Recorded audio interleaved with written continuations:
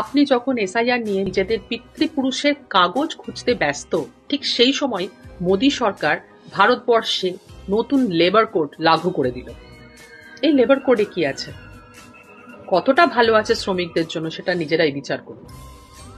এই লেবার কোডে আছে একসঙ্গে 300 শ্রমিককে যে কোনো কোম্পানি ছাঁটাই করতে পারে, আর তার জন্য কোনো জবাবদিহি করতে হবে না।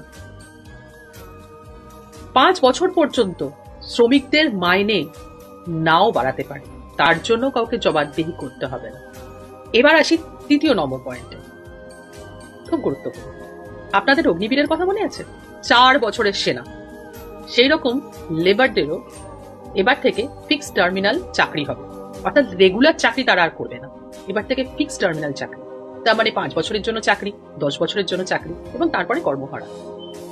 ভেবে দেখুন, একজন 75 বছরের বৃদ্ধ ভারতবর্ষের মাথায় বসে তুগলকি আইন চালাচ্ছে, আর সেখানে একটা 25 বছরের শ্রমিক কর্মহারা হচ্ছে। কার কর্মদক্ষতা কর্মক্ষমতা বেশি, 75 বছরের বৃদ্ধের নাকি একটা 25 বছরের শ্রমিকের?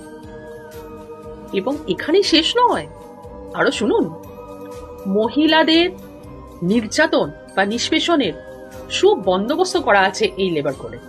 কিভাবে?